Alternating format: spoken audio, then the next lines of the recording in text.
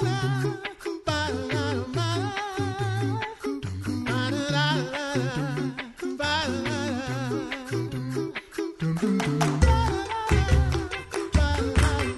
listening to the Coffee Hour. I'm Andy Bates. I'm Sarah Gulseth. Thanks to Concordia University, Wisconsin for supporting the Coffee Hour. Find out more about Concordia University, Wisconsin at cuw.edu. Live uncommon. We have talked about the Evangelical Heritage version a couple of times here on the Coffee Hour, and there's a new development with the EHV, so we're going to chat about that in just a moment. Our guest today is Dr. John Brug. He's General Editor and Old Testament Editor with the Wartburg Project, the team behind the Evangelical Heritage version. Dr. Brug, welcome to the Coffee Hour. Glad to be here again.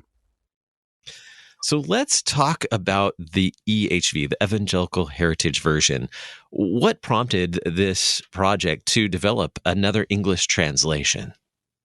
Well, if the NIV 84 would have continued, the issue might not have come up. But when that discontinued, I don't want to now go into any translation issues and stuff. But there's one point that's especially relevant to us today. Most people don't realize that a real major part of what's driving new translations is not the translations themselves, but the economics of it. That publishers, in the tight squeeze they're in today, can't really profitably sell something that they don't have some control or some voice over. Mm-hmm. For example, last week I was talking to a person in Asia that prints copies of the Gospels to do evangelism with Muslims. And they said they reached out and contacted us. They're not Lutheran. They reached out and contacted us because they said, we really can't afford any longer for free evangelism materials to pay the kind of price that our publisher is asking for.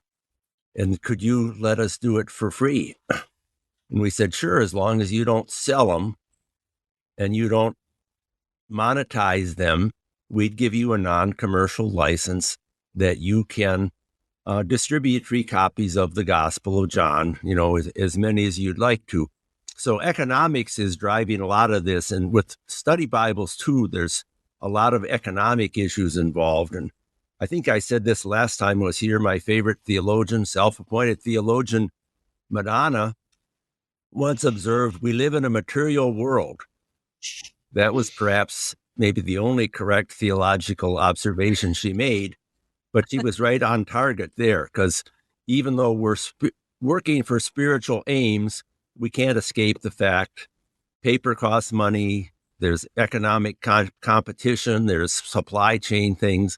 We just can't escape the fact that we live in a material world, and that it applies also to print study Bibles. Mm-hmm.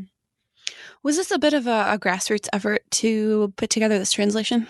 Yes, we're not part of the Wisconsin Synod or any other synod. We're not directly affiliated with either Concordia or Northwestern. We're a volunteer society, a Bible translation society. And we had different people work. We probably had 100 people working all together, although we had a core of about 5 people that were, most directing the editorial thing. And so every translation wasn't the product of one person, but every translation was reviewed by at least 10 people. And these people initially offered to work for free. And even now, they don't receive royalties directly. But if we do have royalty income, we try to, in a fair way, share it with those who freely gave their labor. So it was, we'd be called a nonprofit organization. Tell us about the name, where the name comes from, Evangelical Heritage version. Okay, yeah, that's evangelical, of course. That's the whole thing right there. The whole purpose the Bible exists is to point to the gospel of Christ, and everything serves the gospel of Christ. I think evangelical also does mean something to non-Lutherans. We have a lot of non-Lutherans, and one guy, for example, people said, well, they aren't going to want to use a Lutheran Bible, and he said, well, I'm not so sure about that. And one electronic reviewer said, I'm an evangelical. I think he's Baptist or non-denominational. And he said, I've been waiting for years to get my hands on a Lutheran Bible because Luther is so crucial to our evangelical faith and the Reformation. and I wanted to see a Bible, was a Lutheran Bible. Well, we're not exactly a Lutheran Bible in the translation, though we are in the study Bible. I mean, we don't put a Lutheran slant in the translation. So the idea that we hope this Bible reaches to the people who focus on the gospel wherever they may be. They don't necessarily have to be Lutherans, although we were Lutherans. It's by Lutherans, but it's not for Lutherans. One guy who was reviewing us, he said, I guess I'd call it a Lutheran-friendly translation. He said that part where you said about the Holy Spirit works faith only through the means of grace, the gospel and word and sacraments. He said, to me, that seems a little bit of a Lutheran-friendly translation. And I guess I said, well, we won't argue that point, I guess. We'll give you that point. Heritage shows that we're not claiming we invented anything. We're building on the past. We've inherited a lot. Heritage shows that in the present, an inheritance has been trusted to us, which we have the duty to share. And the heritage also is something we are to entrust to our children, our grandchildren, and beyond that. And by version, we're recognizing that we stand on the foundation that is built in the past. We're not something new. We're a version. We didn't directly work from any one version, but we're just a version among the versions which the church has produced through the ages. You mentioned earlier about printing costs and things that you run into just by nature of being people who are publishing a book. What are some of the other challenges that you run into with doing these study Bibles and new translations, especially with all of the new digital versions of things that are coming out as well? Well, I really feel sorry for print publishers. We're the producers, but, Northwestern publishes it and Concordia publishes things. It's really tough. Like on a study Bible like this, there are some really significant advantages to having a computer Bible where you can have the notes side by side. You can put them on the smart board. You can copy them into your presentations. And the problem for publishers is people really want to have that study Bible in their hand, and they know this passage is on the top corner of this page and this passage is on the bottom corner of this page. But how do you deal with the economic world and yet still not kind of cannibalize your print things? I sympathize with publishing houses there. I would think Concordia faces some of the same issues. A lot of people want a free Bible like Bible Gateway, which serves a great purpose, but it's not a substitute for having your own Bible. You kind of got to sell on Amazon. We're not so much on there now. And one of a Southern Baptist who was writing to us said, down here, you're not mainstream until you're in Walmart and on Amazon. Mm-hmm. And we said, well, we recognize the reality, but for a publishing house, at least as far as I understand the economics, you don't exactly get a good deal from Amazon. Is there enough margin and if you're selling on Amazon, you're reaching a bigger audience, but you're undercutting your own publishing house bookstores and stuff like that. So this is a problem. Somebody said, well, how's your negotiations with Amazon going? And I'm not bashing Amazon, but I said, you don't negotiate with Amazon. They're Amazon and you're you. And they tell you, these are our terms. Take them or leave them. So there's a lot of these tough things. How do you balance the electronic and the free with the markets that you need? And how do you do the one without destroying the other? We're in kind of a tricky space. I mean, the world is going toward electronic.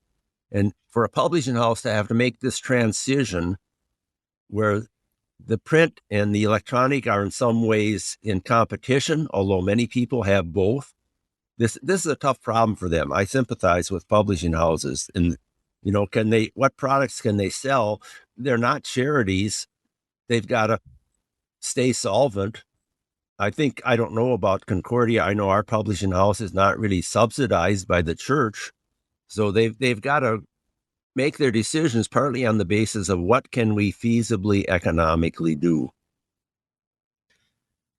What formats or what platforms where would we find the EHV, the Evangelical Heritage version? The main thing is Bible Gateway, which is very accessible to people. As I said, we sell mainly through Northwestern, the print Bibles, and they have if you go on there, they'll tell you, all the E formats that are available, the different ones that the companies have. We're in all of those major ones. One thing that is interesting, though, is there's something called the DBL, which is the Digital Bible Library. And it's maintained by the United Bible Societies in their headquarters is in England. And people can go on there. They have to have a library card license from the Bible Society. In other words, that they're translators or, evangelism groups or something like that. They would be able to download our text either for commercial or non-commercial purposes. So, for example, if there was we'll say Missouri Synod translation group, we'll just say somewhere in Asia, and they, of course, are working with the Hebrew and Greek, but they want their translators also to have, even though they're not making an English Bible, they feel it's useful for their translators to have an English version that they can use to assist them in their translation. They'd be able to go on to the DBL library, the United Bible Society, and they would be able to find the text and download the text. And we don't, of course, charge anybody for using our text for translations into other languages as an aid to translations in other languages. They can't, of course, just put their name on it and sell it against Northwestern, but they can use it. We encourage the use of it, and anybody can use 1,000 verses of the EHV without any permission or anything. So like if somebody in the Missouri Synod is writing a catechism and they decide, well, I'd kind of like to use the EHV in that. I have my ESV catechism. I'd like an EHV one too. We would tell them, sure, you can do that for free because what you're selling is your catechism.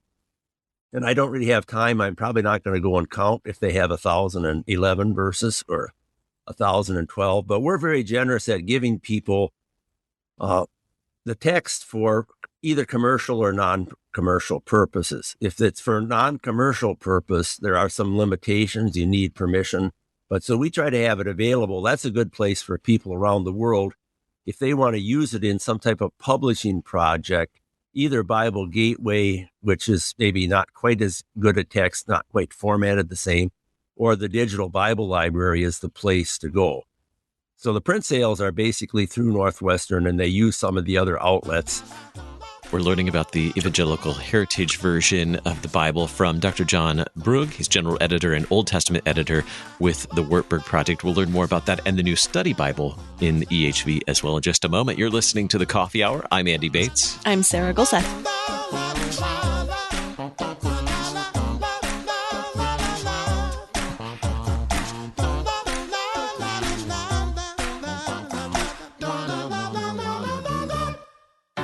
At Concordia University, Wisconsin, we believe you were created for a reason: to use your God-given gifts to help others, to live a life of self-sacrifice in a me-first world, to live a life that's uncommon. Whether you're taking one of 50-plus online programs or learning with us in person on the shores of Lake Michigan, you'll be equipped to make an uncommon impact. Learn more at cuw.edu. Concordia University, Wisconsin. Live uncommon.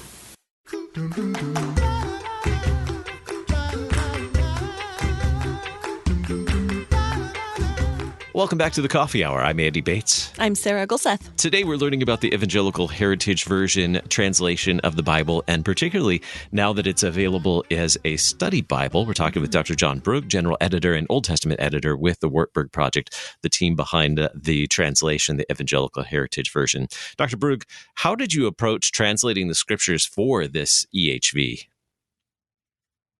Well, we have a whole set of probably a 12-page document on our website, wartburgproject.org, that goes into it. We work to be fresh and original, but to try to stay close to the worship language of the church. Words that are in our hymns like justification and sanctification. We don't want them to disappear. We want to be worship friendly, things that are part of the heritage of it.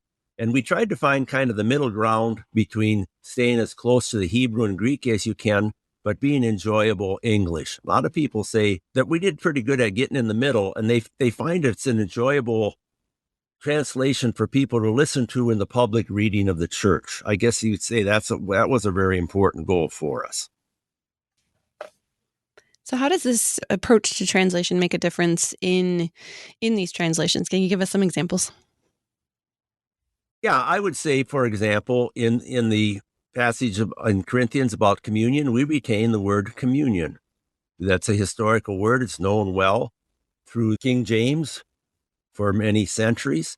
It communicates the Lutheran understanding clearly, but it's not a word that would seem to be a barrier to anyone else. And so to use some of the words like communion, which is so rich in our liturgy and hymns and everything, that would be an example. Terms like fellowship, especially stressing the messianic prophecies, those would all be some of the areas.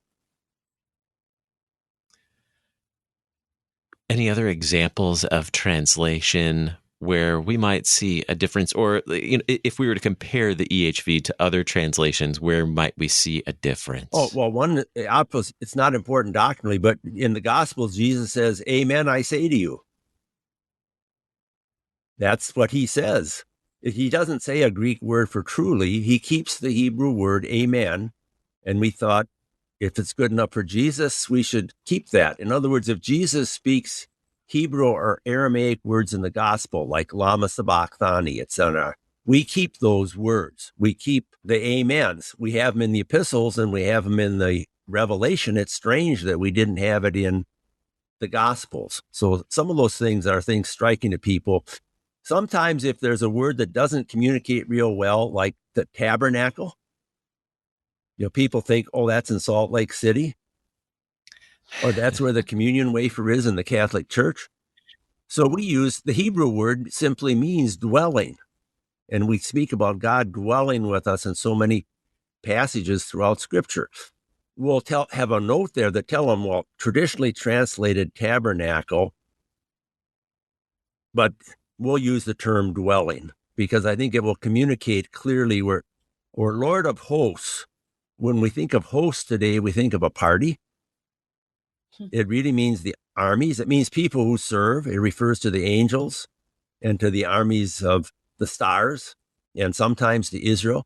So we will say Lord of armies instead of Lord of hosts. So we try to respect tradition, but if something isn't communicating well, we want to make a necessary change. We hope will be an improvement.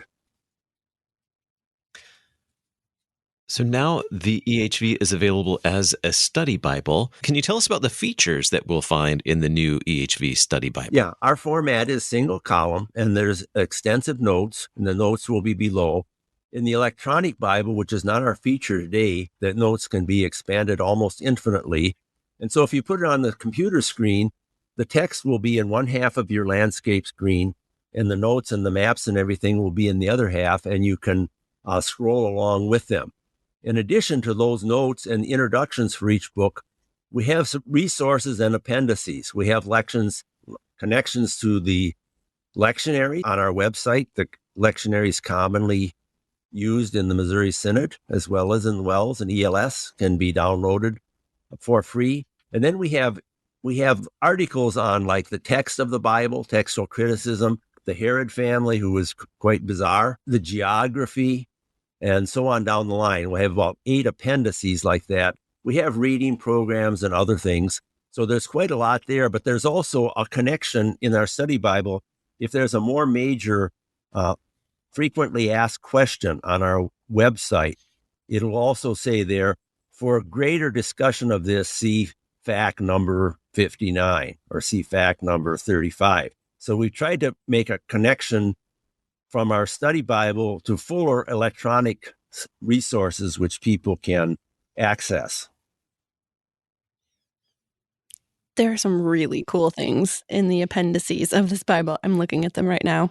I don't even have anything to ask. This is just so cool. But things like Israel's climate and the land and all of these graphics that I don't think I've ever seen before, but it really helps. It helps explain a lot of the things that we read about and we may be familiar with from learning Old Testament history and learning these things. But having all of those additional resources really helps in an understanding of the real life that was happening during biblical times. Yeah, and those we own most of them. There'll be notes there if somebody else owns the pictures. And the pictures we own or the maps we own, especially if you have the electronic version, teachers are able to use those in their own presentations. They can't make a book out of them and sell them or something, but they're there for the church to use. That's the purpose of them being there. Mm-hmm. Something else I noticed that was very interesting in the Gospels. We're used to having headers through the books as we read through, but you all put different references to where these stories happen in the other synoptic Gospels. Yes, it's kind of we do have a Harmony of the Gospel. It has a separate publication, but we do want to have these references so people can easily find them. Mm-hmm. Tell us about the team that worked on putting together the study Bible version of the EHV. Well, a lot of it was based on my years of seminary teaching in the Old Testament. And so we didn't necessarily have each translator because we wanted some consistency. It was mostly done by our editorial team, the two editors, with input and feeding from the people. But the notes were mainly developed out of, I guess you can say, the material accumulated from years of teaching at the seminary.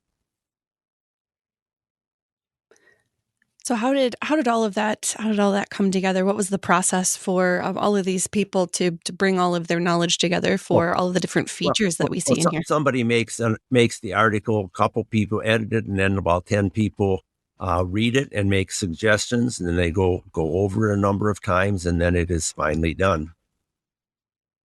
I would like to say something, if I can, about the whole issue of study Bibles. People really like to have that book in their hands. And I think the majority of your listeners probably are Missouri Synod, not exclusively, of course.